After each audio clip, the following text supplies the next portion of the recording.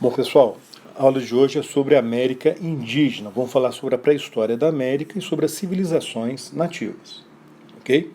Primeira coisa, América indígena. Indígena quer dizer, América dos índios. O que significa índio? Índio é um nome genérico que a gente utiliza em relação ao nativo da América, chamado também de nativo americano, ou simplesmente ameríndio. Vocês lembram daquela história, né? Quando Cristóvão Colombo chegou no Caribe, em 1492, ele acreditou que tinha chegado nas Índias, as Índias orientais, lá do Oriente. E chamou os habitantes de índios. Só depois que eles perceberam que, né, os habitantes, que aquele território não era na verdade a Índia, não era o Oriente, era um outro continente, mas ele pegou o nome, passaram a chamar os seus habitantes de índios. E passaram a chamar os habitantes da Índia, propriamente dita, de indianos.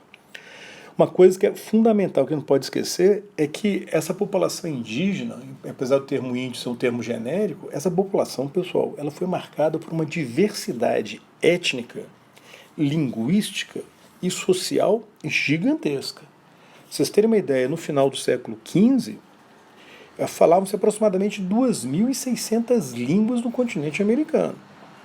Não sabemos ao certo o tamanho da população indígena na América no final do século XV, na véspera da conquista europeia.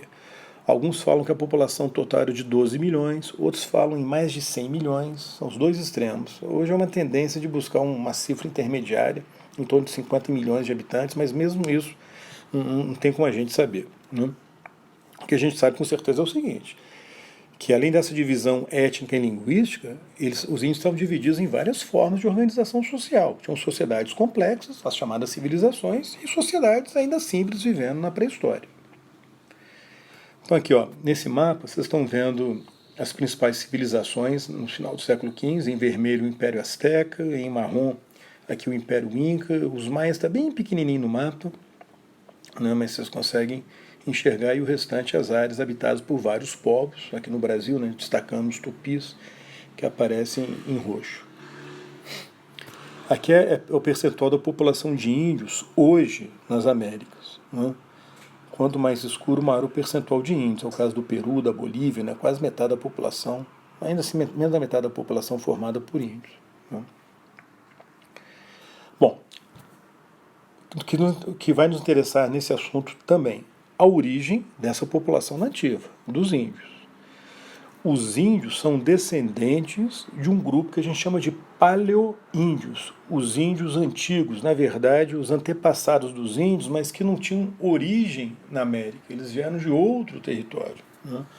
Eles são imigrantes pré-históricos, que chegaram na América há pelo menos 15 mil anos. Nós não temos certeza quanto à época precisa da chegada deles. A hipótese mais aceita é chamada hipótese asiática. Ela afirma o seguinte, que os paleoíndios eram, na verdade, caçadores da época paleolítica que vieram do norte da Ásia, né, no final da Idade do Gelo, no último período glacial, entre 40 mil e 10 mil anos antes de Cristo. E eles atravessaram o Estreito de Bering, aquele estreito que separa a Sibéria, ou seja, o norte da Ásia, do Alasca. Porque, como era a Idade do Gelo, o avanço das geleiras fez com que o nível do mar diminuísse, né? Já que tinha muita água congelada, aí diminuiu o nível do mar. E surgiu uma ponte artificial ligando a Sibéria, né, ao Alasca, ali no Estreito de Bering. Essa ponte artificial foi chamada de Beringia. Artificial não, natural na verdade, não artificial, porque ela não foi construída, ela surgiu naturalmente, né, naturalmente, que foi chamada Beringia, né? Então a travessia da Beringia possibilitou que esses caçadores siberianos atravessassem o Estreito de Bering e entrassem na América. Depois, quando ocorreu o degelo, essa ponte desapareceu, ela ficou submersa e o Estreito de Bering passou a ser o que é hoje, né? Separando a Ásia da América. E esses paleolíneos chegaram então na América do Norte e foram se espalhando pelo continente americano. Aqui vocês têm, né, um mapa mostrando essa penetração, essa expansão pela Beringia. Okay? Bom, isso é um tema altamente controverso, né? Primeiro que não há consenso a respeito da presença humana. Alguns acreditam que, na verdade, essa presença tem tem pelo menos uns 22 mil anos, ou seja, desde 20 mil anos de Cristo, se não mais. Né?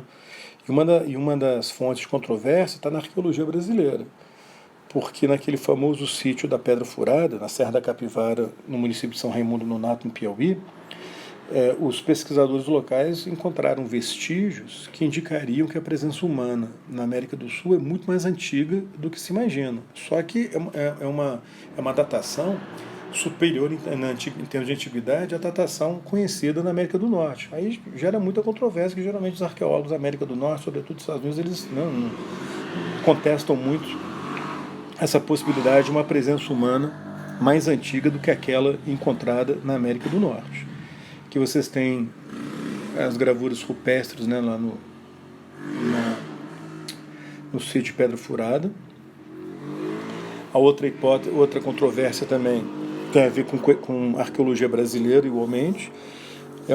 Existe uma hipótese que afirma que parte dos índios, pelo menos, ou parte dos paleoíndios, tem uma origem na Oceania, na Austrália em especial, que ocorreu uma travessia do Pacífico Sul há 50, 40 mil anos atrás. O problema é que a gente não consegue imaginar tecnologia naval para fazer isso, não é naquela época. Mas que uma prova disso seria a ossada da famosa Luzia, encontrada em Lagoa Santa, em Minas Gerais. Né? Ela seria mais ou menos de 9.500, 10 mil anos antes de Cristo. E a primeira reconstituição facial da Luzia, ela foi reconstituída com traços negroides melanésios. Os melanésios são aquela população que vive ali na Nova Guiné, né, naquela população de pele escura, que vive na Oceania, que supostamente teria sido a origem, né, dos paleoíndios, do qual a Luzia seria uma descendente. Só que estudos mais recentes acabaram refutando essa tese. Essa tese foi muito popular até há pouco tempo. Né? Recentemente é que ela foi refutada. Aqui vocês têm essa retratação da Luzia, essa reconstituição da Luzia. Bom, então a questão da origem é controversa. E a pré-história na América, de uma forma geral? O que a gente pode destacar? Primeira coisa, pessoal, ela variou, a data da pré-história variou dependendo da região. Se a gente considerar que pré-história é o período anterior à escrita, ela, na verdade, prevaleceu na América, na maior parte da América, até o século XVI, até a efetiva colonização europeia da região. Né? A pré-história é caracterizada pela existência de sociedades consideradas simples ou primitivas, que viviam da caça, da coleta ou de uma agricultura de subsistência, onde a tribo, a comunidade, controla coletivamente os recursos naturais, a terra, a floresta e tal. É uma sociedade que não permite o aparecimento de classes sociais, uma divisão, uma estratificação social. Não tem como ter Estado, governo, funcionário, é impossível, porque a economia não sustenta esse tipo de organização política. Também não tem cidade. Você pode ter aldeias, não tem cidade. Né? E não tem escrita, que é uma característica básica. Esse tipo de sociedade passou por uma evolução social e cultural durante a famosa Revolução Neolítica, quer dizer, a invenção da agricultura, um processo que aconteceu também, né, no Velho Mundo.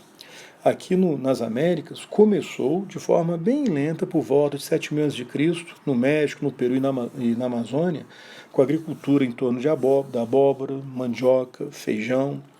Por volta de 4.500 no México, veio a descoberta da agricultura, do cultivo do produto mais importante nas civilizações ameríndias, que foi o milho. Na América do Sul, o milho passa a ser cultivado um pouco mais tarde, por volta de 3.500 a.C., que foi a base para a formação da civilização. Okay?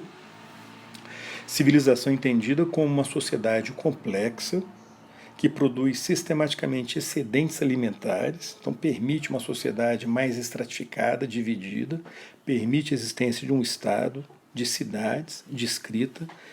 Nesse sentido, a civilização surge no Peru, numa região que foi chamada de Norte Chico, não sabe que povo que construiu essa civilização, não deixou registros escritos, era uma civilização que estava nascendo, mas não tinha ainda escrita, e por volta de 1.200 a.C.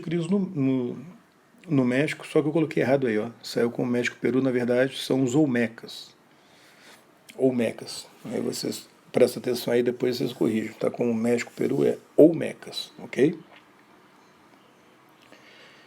E as principais civilizações, por volta de 1500, eram essas. Na Mesoamérica, os astecas, no atual México, os maias, pegando o sul do México, a península do Yucatán e a América Central, e na América do Sul, os incas, na região dos Andes, né, Peru e Bolívia. fazer aqui uma pausa e já retorno no próximo vídeo. Tá? Então aqui, ó, só para deixar bem claro, onde tem 1200 a.C., México, né, Peru, é México ou Mecas, os Olmecas. Ok? Eu já volto.